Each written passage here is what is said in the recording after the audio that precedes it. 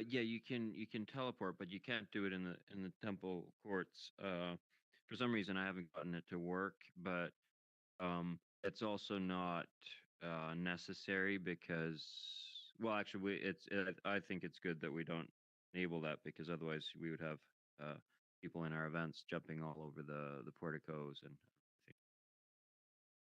everything. Yeah, yeah. You can also speed up if you use the shift key.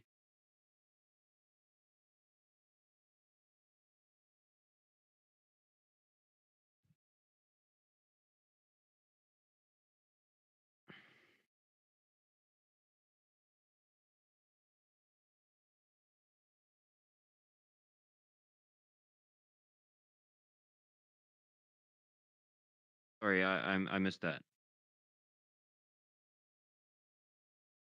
O- Okay, yeah, yeah, sure.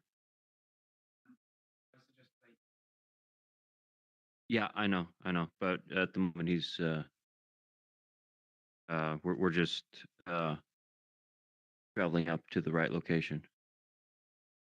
I think it'll be a little bit hard to do that while we're traveling. Yeah, yeah, we're gonna start with where the vision begins as Ezekiel looks towards the south.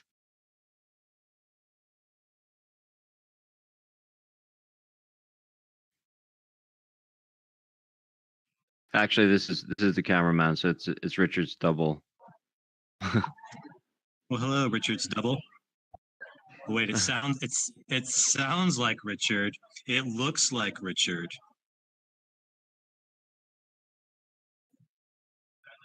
Okay.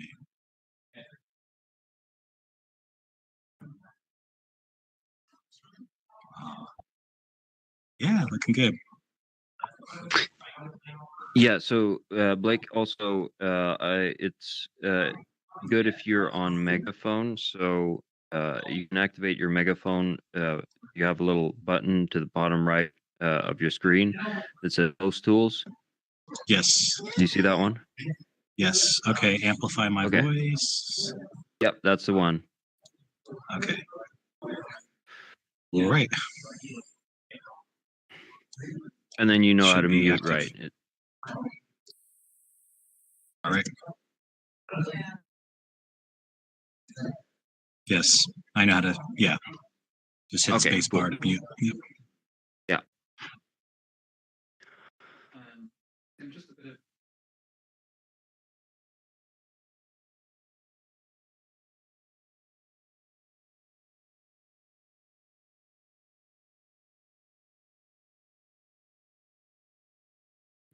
Okay, I can't hear anything. Let me go to the soundboard to make sure. No, I was on mute, so I wasn't saying anything. Richard was Okay. just saying something to me. Okay, 1 second. Let me go check. Now, is it good now to go check the sound for the feed from YouTube? No.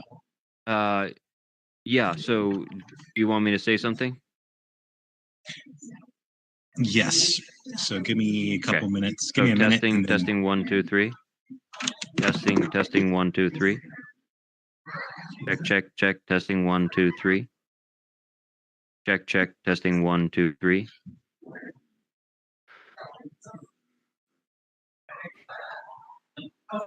Check, check. Testing, 1, 2, 3. Check, check. Testing, 1, 2, 3. Yes. Check, check. Testing, 1, 2, 3. Check, check. Testing, 1, 2, 3. Check, check. Testing, 1, 2, 3. Okay. Hey, we can hear you. That sounds good. You're now live through the whole system. So I'm gonna. Can you hear me? Yeah, yeah. I can hear you. That's great. Okay. Yeah. So I just need to check. Do you have an audio headset?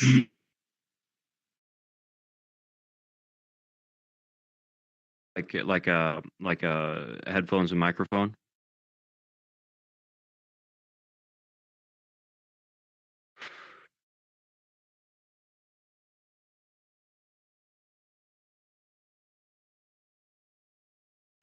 Okay, I'm a little worried about feedback. Are you getting feedback?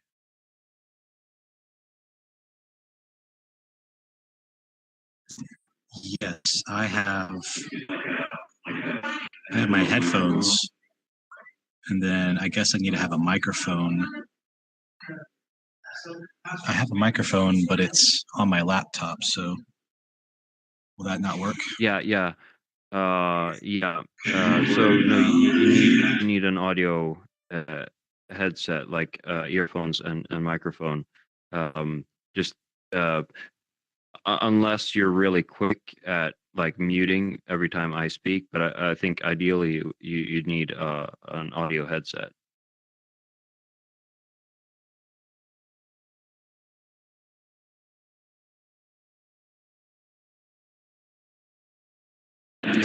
So the delay is also kind of.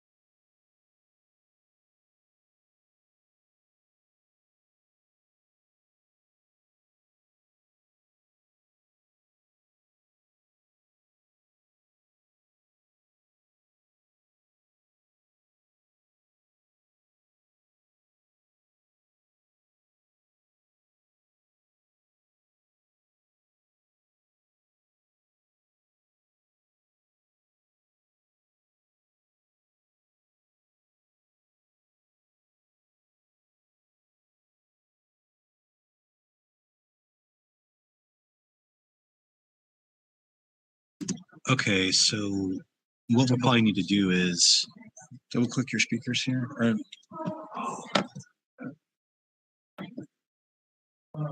actually, just right click sound. There's two, that's Windows 10, so there's two. The next one over. And then go to sound settings. And this is. There we go. Keep changing everything. So you can change where's microphones. So let's go ahead and yeah, you can take that down. Okay, so what we're going to do is.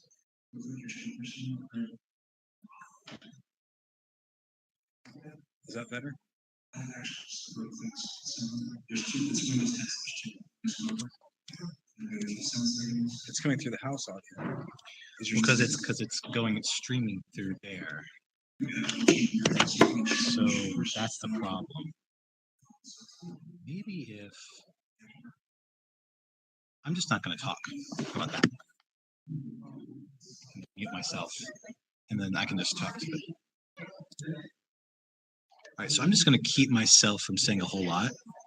And I can just kind of walk along, right? And that way I keep myself muted. And I've turned down the gain on the microphone. So it should be, if we just minimize my talking. Where is the microphone? Microphone is right here. I mean, is it, yeah, where's that big one? I mean, I could set up this one. This probably might be a little bit better. As long as this is behind, maybe that would be better too. Go grab it. Okay, one second, guys. I'm gonna set up a different microphone.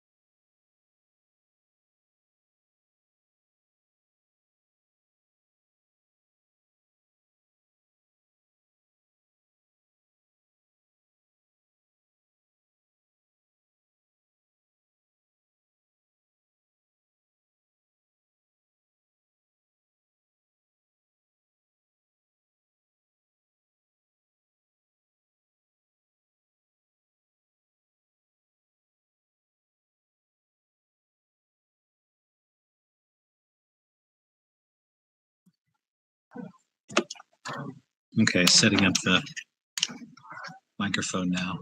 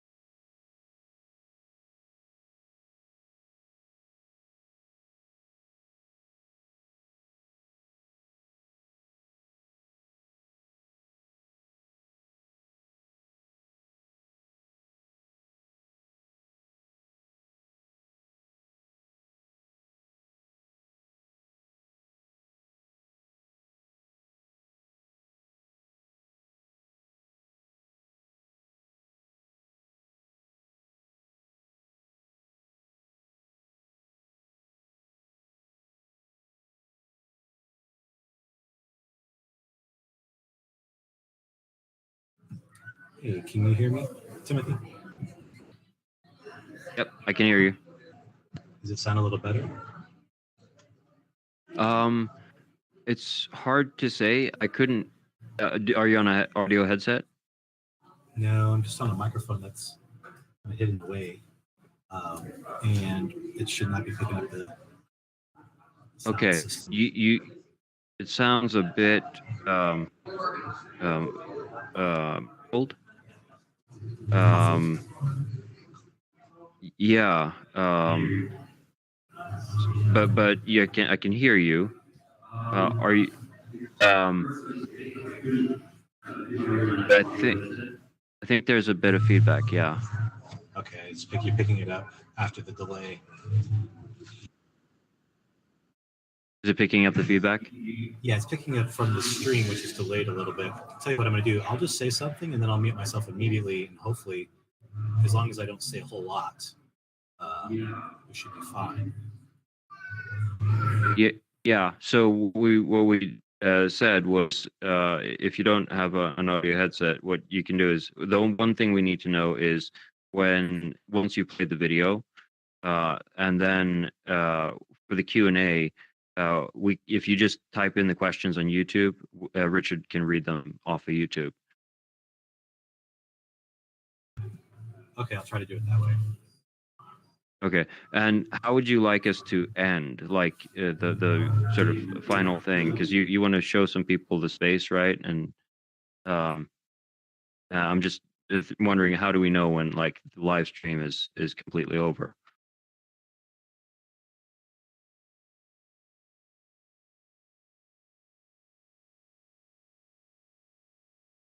Should we just sort of end it when the when there are no more questions? Yeah, I don't know. I think we just walk through the temple, and I'm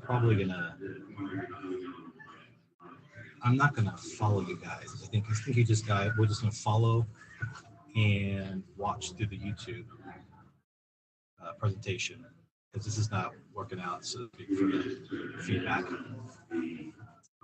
So if we just watch you through the stream, guys, and I'll kind of follow you around and not talk. And then at the very end, I can type some questions to you guys if there's any questions. All right, cool. That sounds good. So once we're out of questions, we basically end it, and then we'll say goodbye to everyone, and then we end the live stream. Yeah, that sounds good. Okay. Do you want us to hang around in the space so that people can see the space, or will you just show them that like afterwards? If you can leave the session open for a while, I'm gonna have the VR headset set up for kids to check it out. Is that okay? Yeah.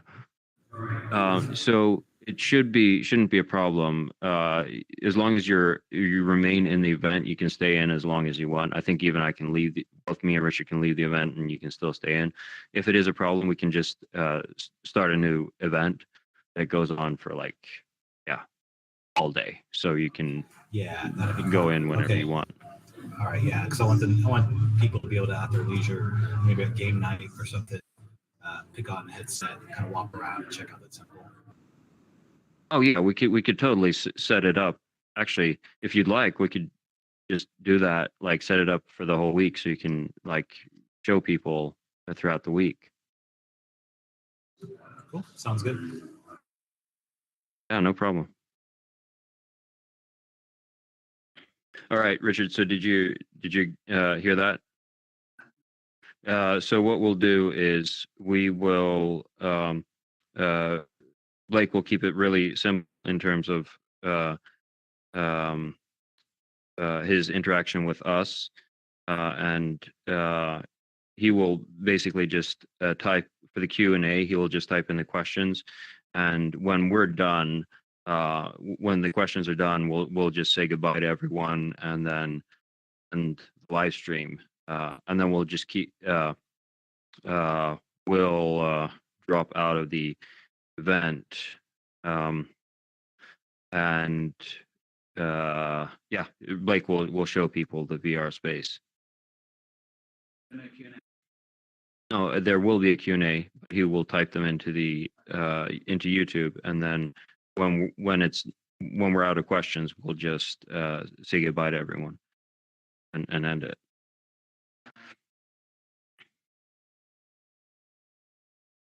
There is a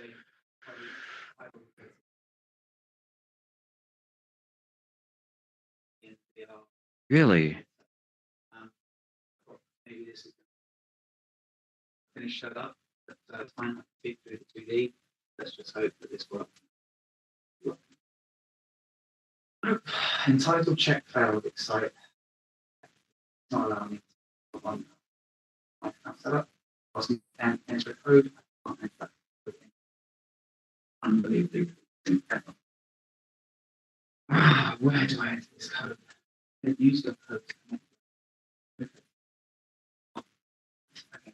So later we might have to set up on the device. Telling that I might just have to pause for 5 minutes whilst I try and enter the code. Yeah, sure. Blake, are you still there?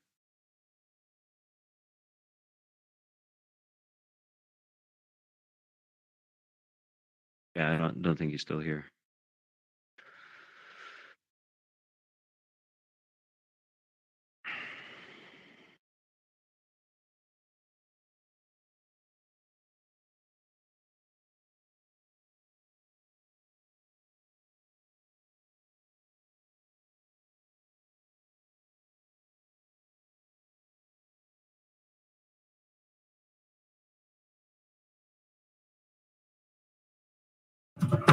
Yes, I'm here.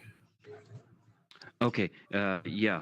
I just need to let you know we're having some technical difficulties. We may need to hold it for 5 minutes. Okay, it looks like it may be sorted. Richard is just restarting his headset. Okay, he'll be there in 5 minutes. Okay, there we go. Okay, what was going on? Was plugged it into the TV and it started to pick up the audio. So I'm gonna play the video here in a minute for you guys on your journey video after I introduce the session to the crowd, and then we can go from there.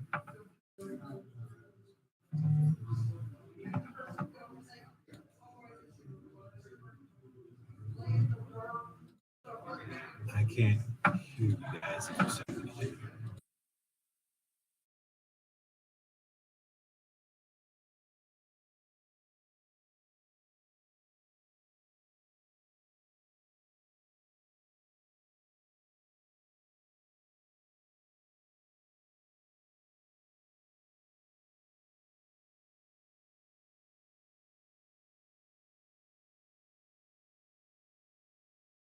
Is it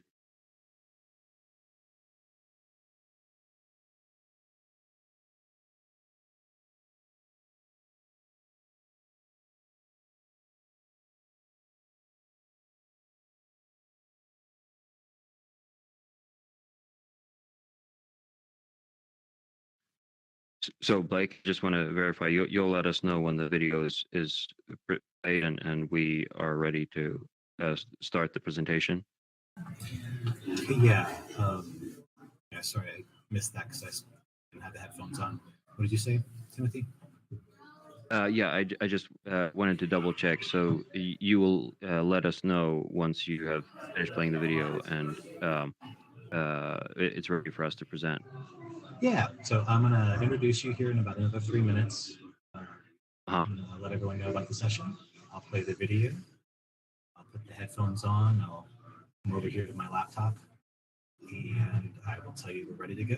I'm going to follow you guys around as my avatar, but I'm not going to talk. And so when you're done, just let me know you're done, and I will tell you guys the Q&A questions. Sound good? Yeah, that sounds great. That sounds great.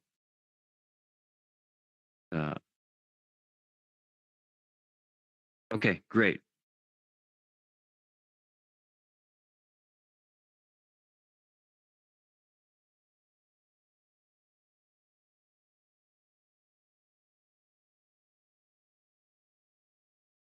Okay.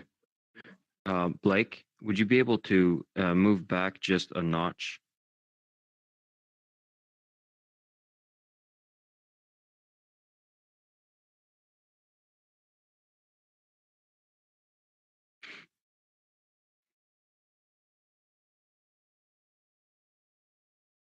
Is the camera, is it actually capturing but is it capturing the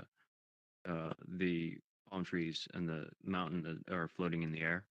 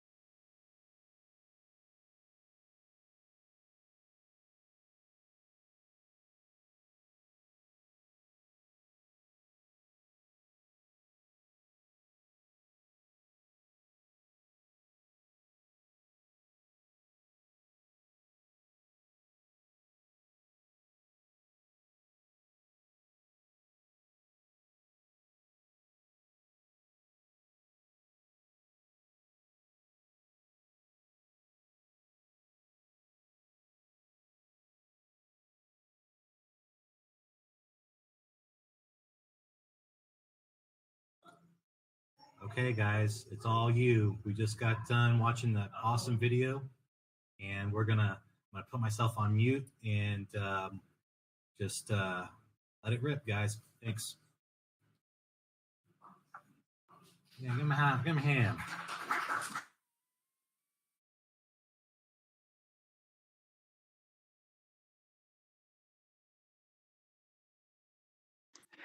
Thank you, Blake, and a very warm welcome to you all from the virtual House of God, or as we term it, the International Center for Peace. Myself and my good friend and co-founder of the ICFWP, Tim Stahle, are delighted to connect with you. The Feast of Tabernacles there in Hot Springs. It's an honor and privilege to be able to share this presentation with you all the way from Jerusalem. Tim and I may be virtually in the house of God, but we are physically in the city of our God, Jerusalem, soon to be the capital of the world when Christ returns to rule as King of Kings and Lord of Lords. We're grateful that you've invited us to present on this first day of the Feast of Tabernacles, your afternoon service, and we're very excited to be able to take you around this virtual house of God, to take you through the very footsteps of Ezekiel, the tour that he took some 2,500 years ago. We're going to take a simplified tour around this magnificent space and place and show you, I guess, the structure that Ezekiel saw all of those years ago. First, a little bit of background to the ICFWP. We essentially and primarily hold virtual reality events for God's people, the Church of God, whereby we invite speakers from the Church of God. Blake has been one of them in the past, to address and talk about an aspect of God's plan for world peace, or the gospel of the kingdom of God. And so we're delighted to be able to, I guess, through live stream and YouTube, invite you into this space to be inspired, to hear about what it has in store for us in the future, what God's purpose is for this place. And as I said, take you around this space and take you really on a journey that only Ezekiel himself has gone through all those years ago. So we're delighted to connect with you at this very special and very meaningful time. And we're excited to be able to share these thoughts with you and this tour. So I will hand you over to my good friend and president of the ICFWP, Timothy Stahle. I just want to extend this excitement for being able to connect with all of you in Hot Springs.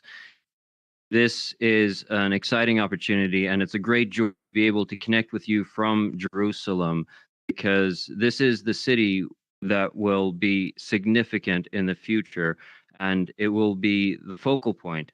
And what we're going to be looking at today is this wonderful future that is in store for all of humanity. In a time of great despair, the kingdom of Judah were exiles in Babylon. The temple was destroyed, their most prized possession ruined. At this time, the priest Ezekiel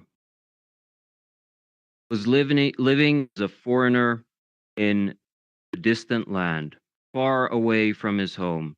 He had just turned 30 years old, the time when he was ready to serve as a priest in the temple of God.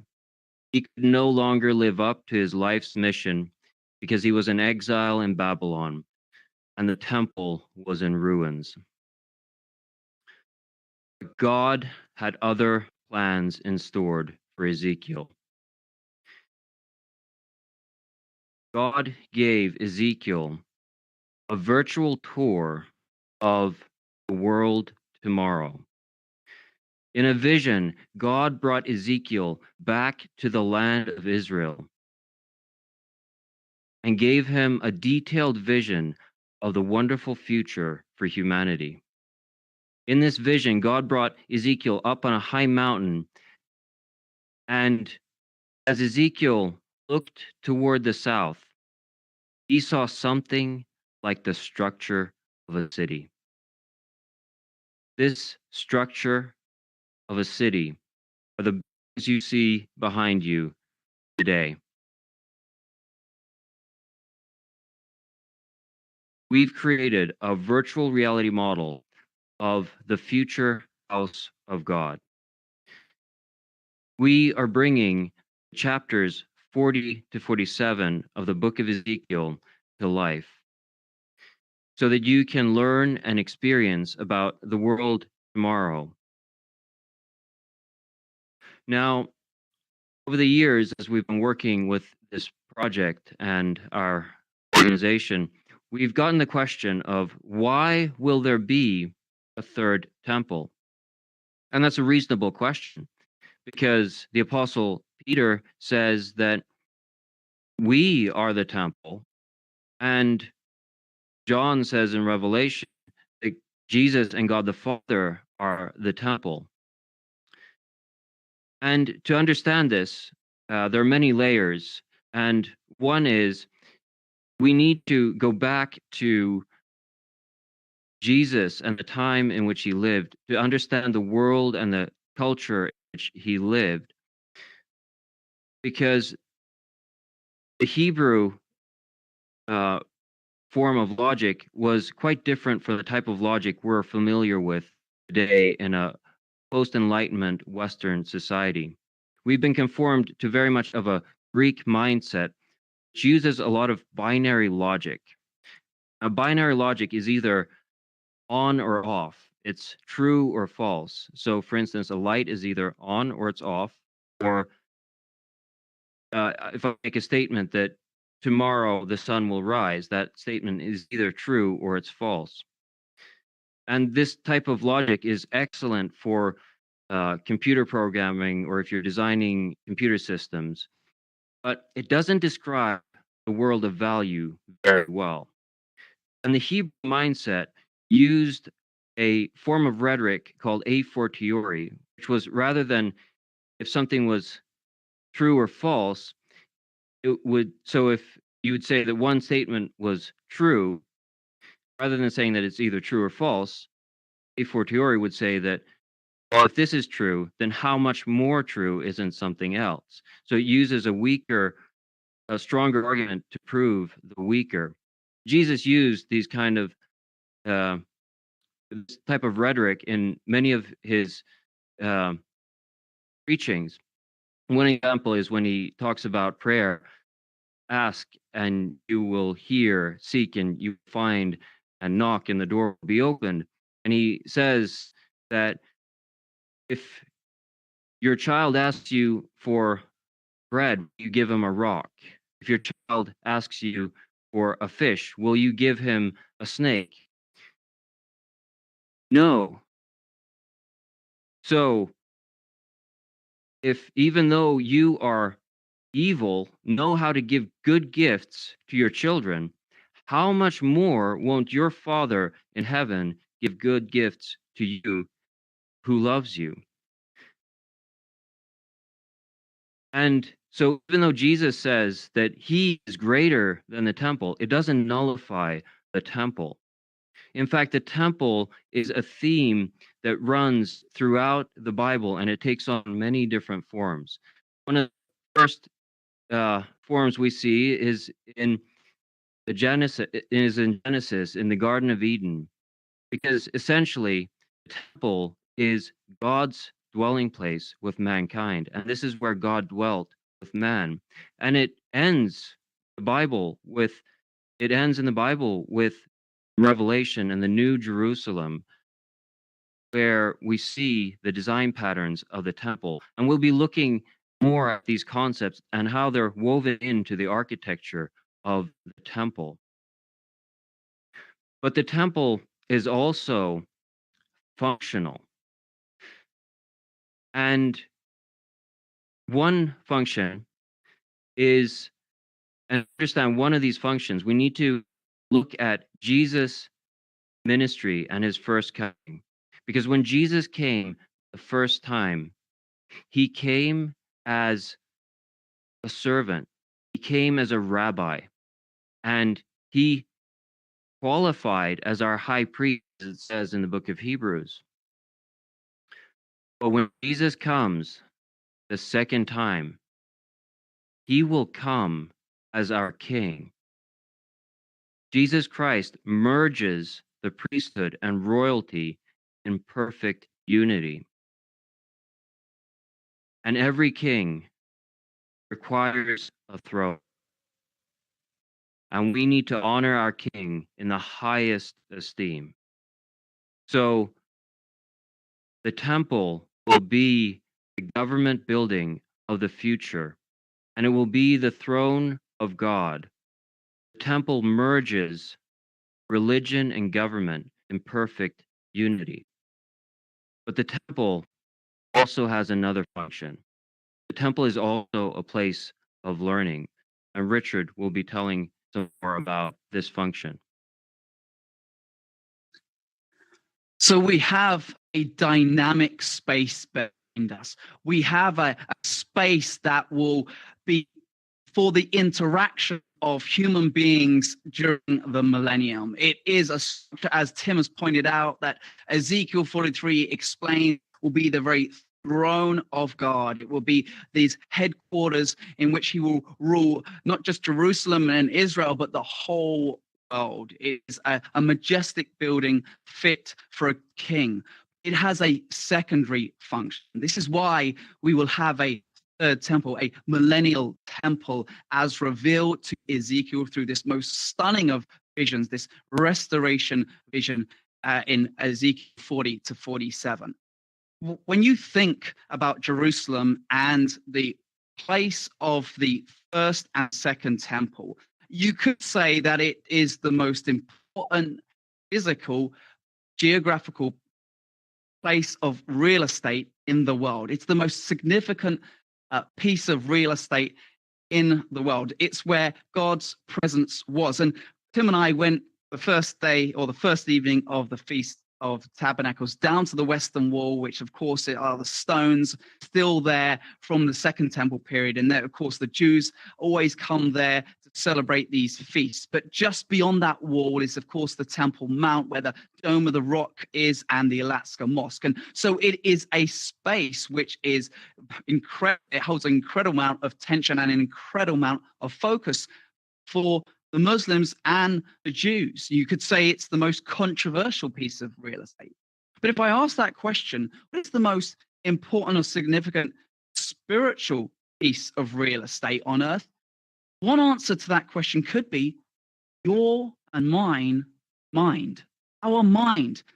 Because it's in our thinking that God really wants to get to. It's our mind that he wants to conform us into the image of Christ. Let this mind you that was in Christ Jesus, Philippians 2 puts it.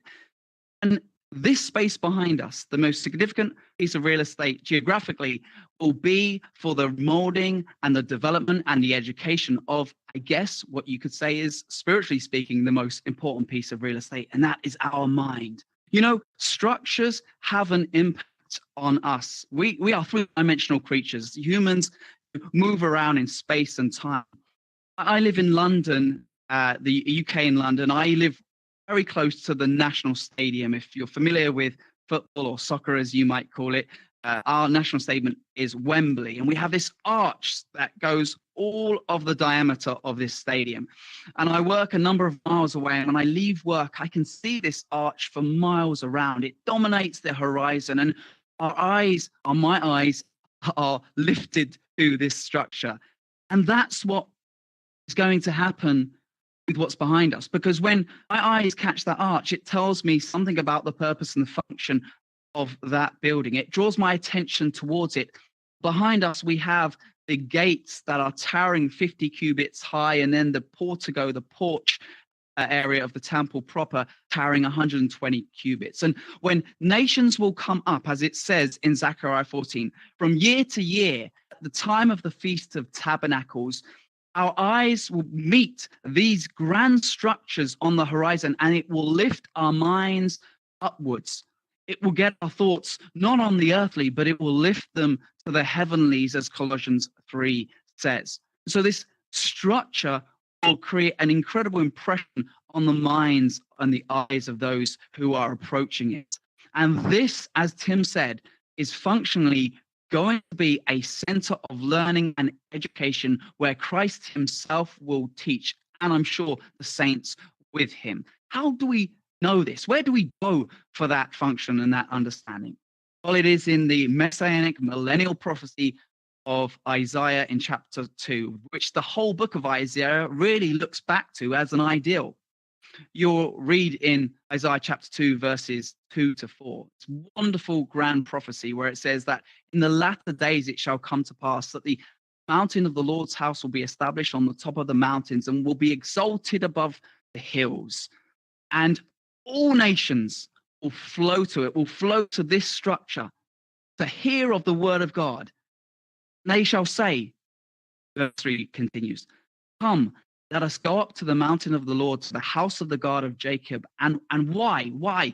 Because he will teach us of his ways and we will walk in his paths, because out of Zion shall go forth the law and the word of the Lord from Jerusalem. And he will judge between the nations and rebuke many people. That's the function of God's teaching. It's to bring us, our hearts and our minds, into focus and into alignment with his way of life, with his word, because we cannot come to an understanding of what truth is by ourselves. God has to teach that. And what is the substantive effect of being brought to Jerusalem, of hearing Christ teach and his saints? Well, the result is peace. That they, the nations, will beat their swords into plowshares, into their spears, into pruning hooks, instruments of death. With the focus and the force of our attention will be beaten into instruments of life. It's metaphorical, but it's powerful. There'll be a change of heart and mind, and it will mean that nations will not lift up sword against nation, and they shall learn war no more. And how much we long for that time. And see, this is what the millennium is all about. It is about Christ ruling.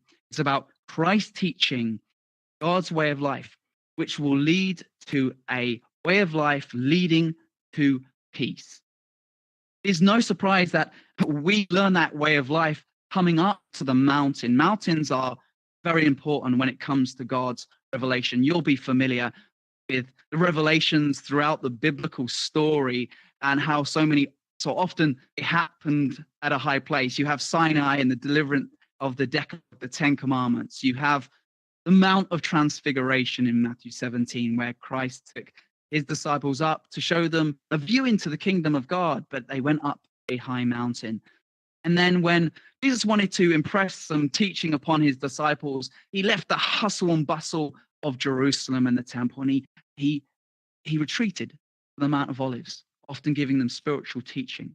And so it is no surprise that we, nations, humans that are alive in the millennium, will stream up, forgetting their earthly and carnal ideas, leaving the common and being brought into an understanding of what Christ wants to teach them, an understanding of their identity and their role and what God expects of them. But I often ask myself, why one source of information, one source of truth? You will know this if you have anything to do with social media, that it is awash. This world, the Western world, is awash of information. Often we have information overload, yet it is starving for essential knowledge of God. That doesn't enter our senses. The natural knowledge of the world around us enters our senses. You know, the spirit of man allows us to know the things of man. It's spiritual words from Christ himself and the Holy Spirit witnessing with our spirit that opens our minds to godly spiritual knowledge. You see, this world, the Western world in particular, has left this concept of truth being absolute, that there is one standard, one benchmark of truth. It's cast off that, and it's replaced it with human relativism, which dictates that you can have a truth and someone else can have a truth. And actually, truth is not the monopoly of a standard or an idea. It is actually found within each human, within each human's subjective view of the world. You may have heard the modern mantras of "you do you," well, that's your truth and this is my truth. Well, God, when he returns, Jesus, when he rules, when he teaches, is going to realign whole human order, the nations, the minds of the masses, to one standard of truth.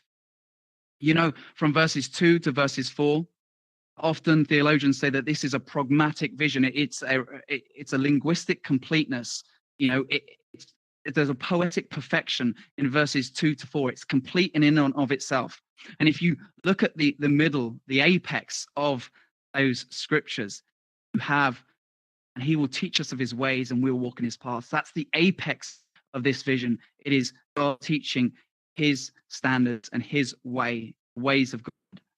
And when nations come and hear it, they will go back to their respective territories and nations.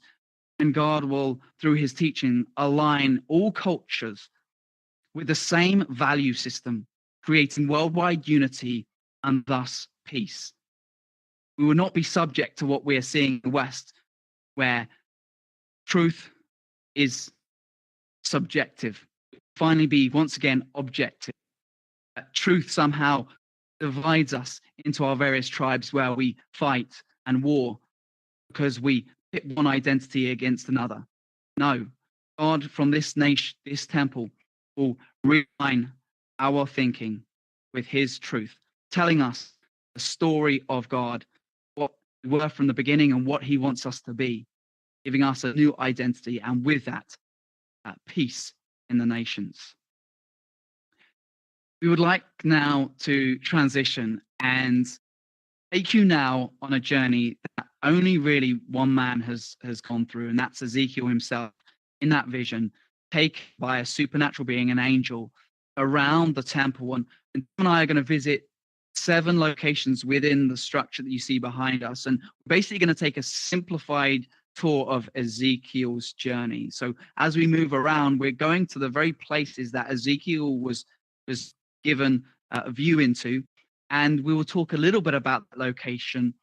We'll also try and apply some spiritual and practical applications of this space to our Christian life and our Christian walk now.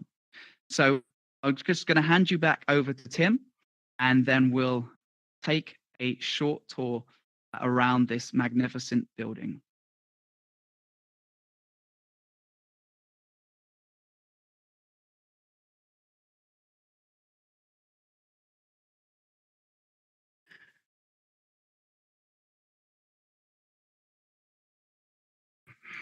All right, we are now heading over to the east gate, the outer east gate. We're now hovering over the outer walls, and as you can see, there's a vast expanse that is the outer courts where thousands of people will gather for the feasts and holy days.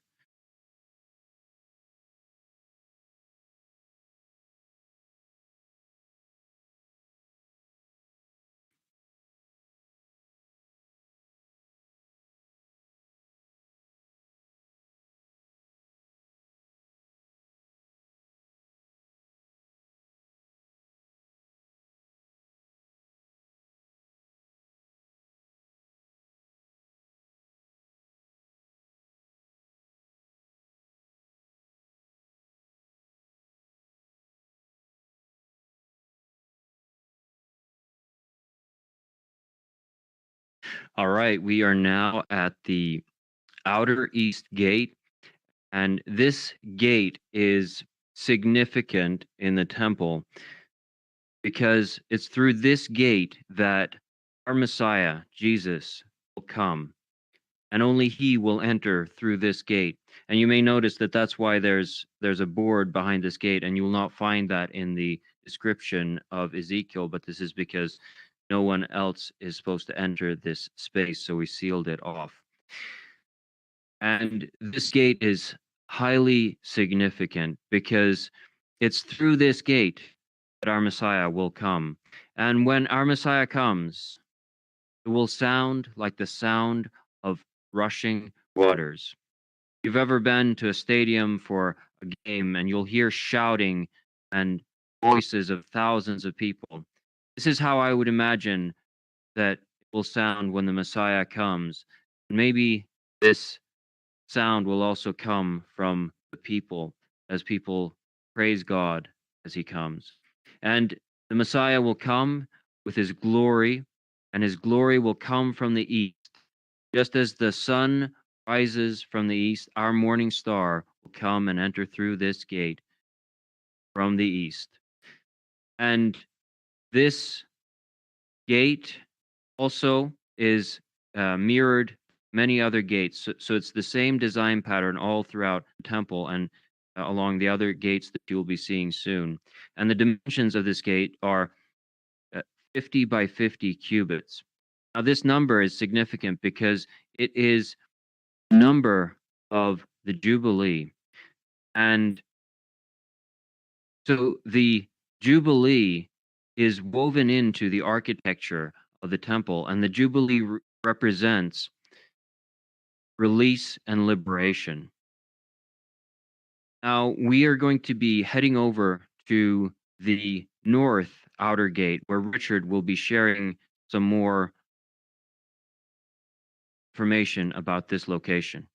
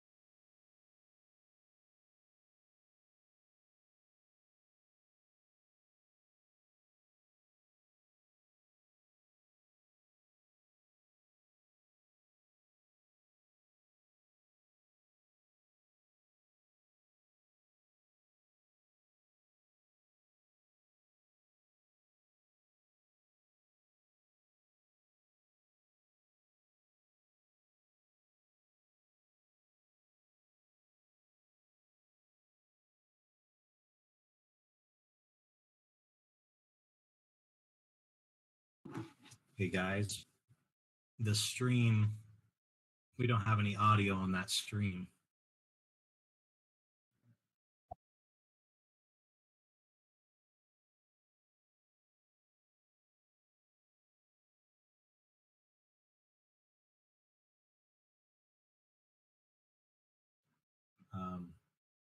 Give us a minute here. We're just trying to catch up. So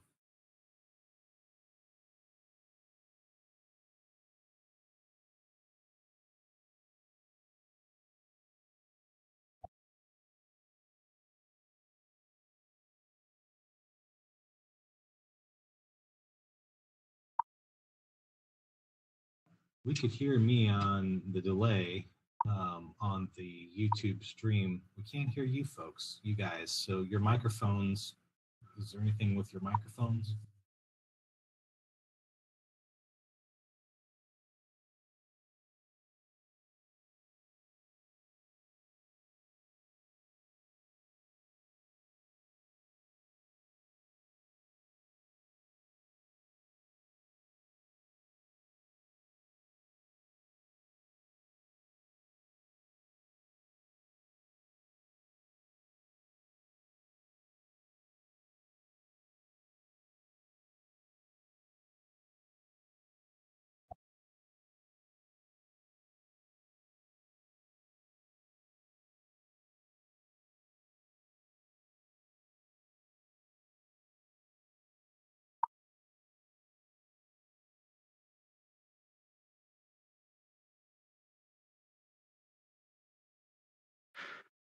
Apologies for the delay here.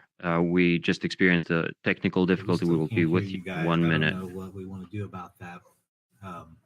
We might just switch to mine if we want, and I can just follow you around. Right. Apologies for the delay here. We just experienced a technical difficulty. So I will be continuing on this tour of the virtual house of God. So as Richard was saying, there's an increase in holiness of the temple. So these courts are an extension of God's holiness, and they serve a very important function because they separate the holy from the common. And in today's society, we have lost touch, at least in the Western society and modern society. We've lost touch with sacred spaces. And this is something that God finds important because the things that are holy are different from the common.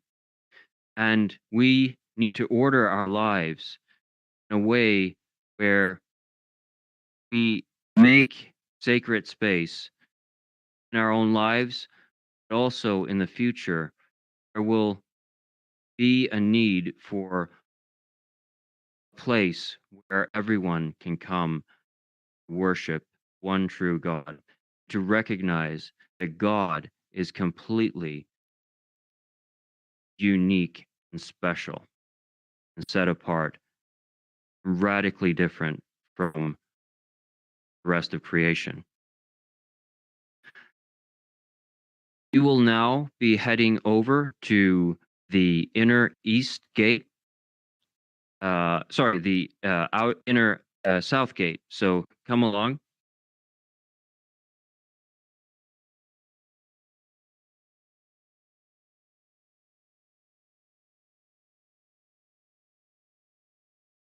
As we approach we're now approaching the inner north gate, and as you can see to the left and to the right of me, there are alcoves. These are the alcoves in which the guards will stand, protecting the holiness of the temple. And we are now passing the sacrificial altar. We will be speaking about that in a little moment. And here we have the river that will flow out from the Holy of Holies, revitalizing the land of Israel.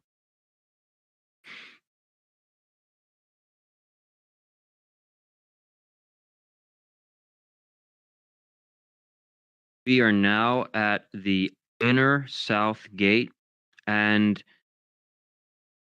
this gate is in many ways a replica between the other gates, but the inner gates are different from the outer gates, especially the north and south gates, well, also the east one, and I'll be explaining why that one is significant as well.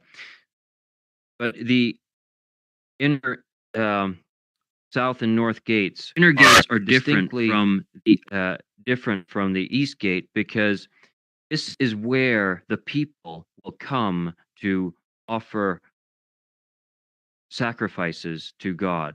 So the people will come through the south outer gate and they will leave through the north, or they'll come from the north and they will leave the south. So there's a very specific order to how you approach God when you enter the temple. And when people come up here, it will be a very busy place. You can just imagine these vast courts being filled with thousands of people coming up to celebrate the holy days and the Feast of Tabernacles. And these gates will also have rooms to the side here that are not in this design because this is an early prototype. But in these side rooms, the sons of Zadok will, who are Levites, but of the descendants of Zadok, will prepare and wash the animal sacrifices. And this space where I'm standing right now will, at this threshold, be a boundary between the sons of Zadok and the rest of the people because of the level of holiness in which this temple represents. Even the Levites will not be allowed past this boundary because of sins of their ancestors. And to the left and to the right of me, there will be tables below where the Levites will offer the sacrifices, and there will also be tables to the left and to the right of me. So there will be 4 in total by each north and south gate. And you can just imagine what this place will be like on the holy days. It will be full of people. There will be singing. There will be dancing. There will be all kinds of sensory experiences. There will be music. There will be aromas from grilled meat and from incense. And this is what is significant about the temple, because it will be a space that brings all the nations together. Just as the prophet Zechariah says, all nations will come up to celebrate the Feast of Tabernacles. And this feast will be so magnificent, it will be a feast that the world has never seen before. This house will truly become a house of prayer to all nations. Now we'll be heading over to the inner east gate.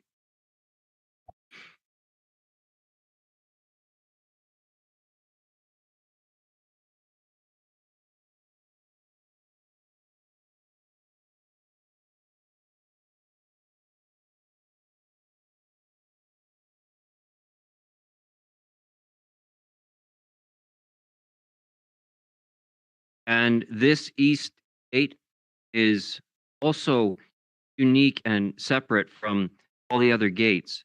Design pattern is the same, but there are slight variations to it. This gate is significant because here there are actually 2 people who will be allowed inside this gate. One person is Jesus, our Messiah, our one true God. And the other person is a very mysterious character in the book of Ezekiel. He's described as the prince, and he's a type of patron for Israel. And this is quite interesting because we see here that there is a design pattern, not just to the temple building, but to the actual procedures and rituals that will take place here. Because this priest will be allowed to eat his meal before the Lord. He will only be allowed to threshing to the threshold. So he will only be allowed to this boundary a little bit further back, but around here. And he will eat the meals before the Lord. And it's interesting to note that there will be a physical priesthood, and there will also be a physical royalty on earth, someone most likely from the descendant of Judah. And this is because it's a reflection of what will take place in heaven.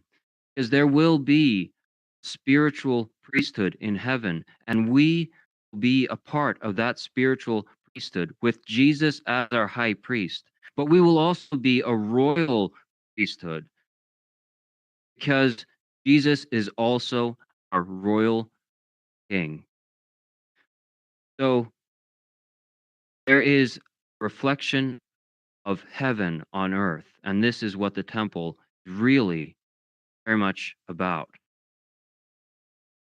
And we will now be heading over to the north side of the sacrificial altar. And you may notice that the sacrificial altar is located in the center of the inner courts. But in fact, it's actually located in the center of the entire temple structure, including all the courts. And it will be the first thing you see when you enter through each gate, because each gate is facing right towards the temple. And if you get a bird's eye view, as you see now, the pattern actually forms an X from north to south and from east to west. And why is this? Well, because X marks the spot. It's significant that the first thing you see when you come in to the space of worship is sacrifice, because that is the only way we can be reconciled to Christ. So this sacrificial altar will amplify the eternal sacrifice Jesus Christ did as a memorial for the incredible miracle of Jesus Christ sacrifice. And sacrifice is, just as this altar, the center of our worship. As the Apostle Paul says, we are living sacrifices, and this is our spiritual act of worship. And this is manifested as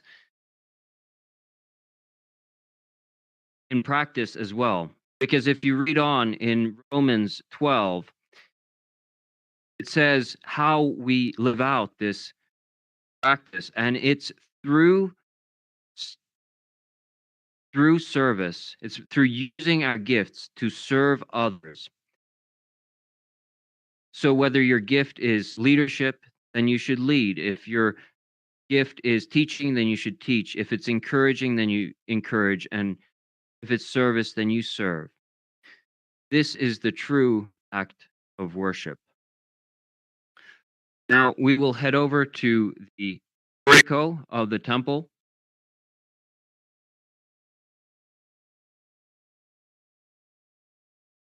We are now at the entrance to the temple. And as we've approached closer and closer to from the outer courts to the inner courts, every time we've made this approach, we've increased a level of holiness. And we now stand between these two pillars. And it's very likely that these two pillars are reminiscent of the cherubim guarding the gateway to the Garden of Eden. So the design of the narrative of Eden and the biblical narrative is actually woven in to the architecture of the temple, from the fact that the only way to come to Christ is through his sacrifice, and also through our sacrifice as living sacrifices. And then we approach the gateway to the temple, where we see two pillars with fire, reminiscent of the two cherubim with the flaming swords. And we will now be heading in to the inside of the temple. And on each side, you will see menorahs, reminiscent of the tree of life that will grow by the river of life and will give healing to the nations. And we are now standing before the most sacred space in the universe, God's throne room, the Holy of Holies. Before you, you see the Ark of the Covenant. This is also known as the mercy seat. It's the seat on which Jesus will sit and rule the nations. And he is the God of mercy because he has shown grace to us who were undeserving, but out of his deep love for his creation, he has rescued us and given us the opportunity to live eternally with him in his kingdom. And if you notice the design of this room, it's actually a complete cube. So The design of this room is 20 by 20 by 20 cubits. It forms a precise cube. Now, this is reminiscent of the book of Revelation, in Revelation chapter 1, where it speaks of a new Jerusalem coming down from heaven. And this new Jerusalem is a perfect cube. So the new Jerusalem is following the same design pattern as the temple. And this is why the Apostle John says in his revelation that he didn't see the temple in the New Jerusalem, because Jesus and God the Father are the temple. What the New Jerusalem is, it's God merging the cosmos and heaven in perfect unity, so that we can live forever in peace with God. What an amazing future that is to look forward to. So we're now approaching the end of the presentation.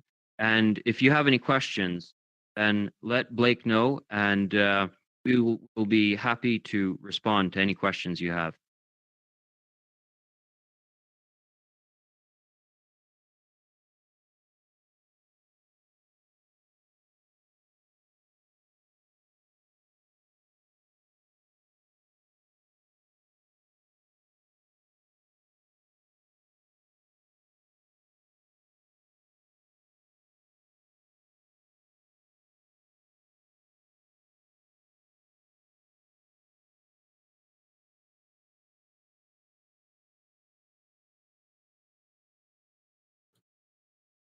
I'm going to take us off mute for a moment to thank you for taking the time to lead us all through your creation. And I'm now going to take some questions and feed them to our man in the back who's going to type them up for you, okay?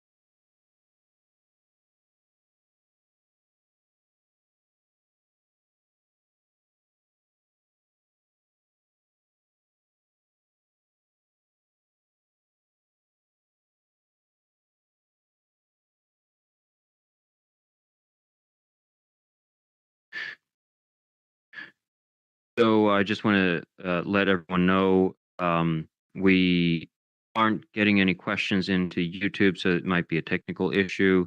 But maybe Blake, you could join us and just ask the questions through VR. That would be great.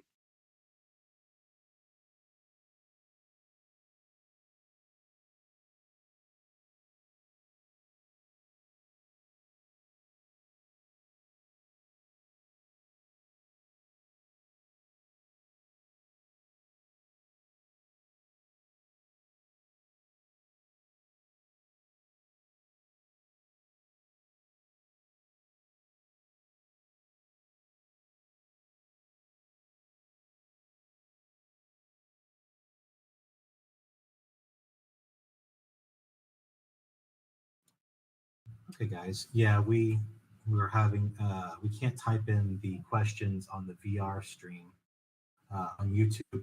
Seems like you've turned questions off or comments off, right? So, but there was a question about if you can if this was going to be recorded, and then they could share this with someone else.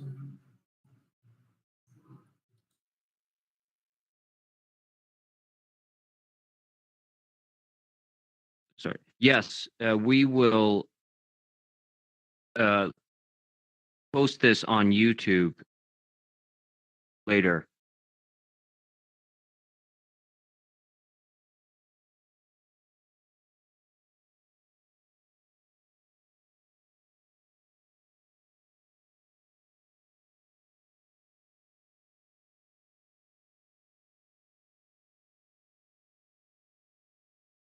Were there any other questions?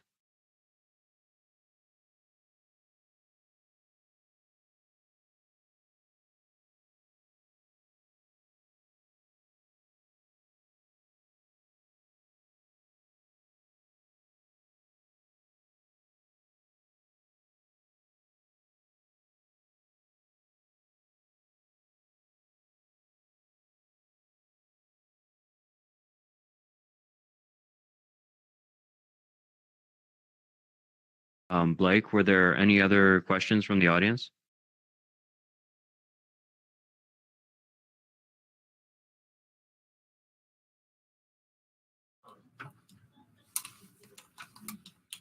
So we went ahead and concluded, just because there was some delay. It was really kind of an issue, and we couldn't find a way to input the questions on the YouTube stream. So everyone here really appreciated you and found it fascinating, and they want to check out the website and your organization more. So you created some awareness and some curiosity. Well done, guys. Great. Well, thank you so much for the opportunity. We really appreciate it. It's been a joy to be able to connect with your feast site and to be able to present this and share this with everyone. And yeah, we really appreciate it. And I'm glad to hear they enjoyed it. And I will share a link to the to a new event if you want to share it with other people during the week. I'll set the event for the last day of the feast. You can share it. Yeah, that'd be great. Yeah, because I think there'll be, there's some young people here. They would love the idea to kind of go around and explore, of course, and check things out in the VR headset and kind of done at their leisure. And yeah, great job. I mean, it's probably about 50 some odd people here checking it out. So you guys did great. We were rolling with the punches. Technology is just such a bear sometimes to get through some of this stuff. Oh, but yeah. we made it work. So thanks for taking the time. I know you're there in Jerusalem, and it seems like it's late. So I'll let you guys get to the rest of your feast festivities. Love you guys. Love the work you're doing, and I really appreciate you. So Great. talk to Thank you you. soon, We love okay? you too, Blake. Much appreciated. Yeah. Thank you. Bye-bye. Thank you. Bye-bye. Yeah. Absolutely. Bye-bye, Richard. Can you help tearing stuff down?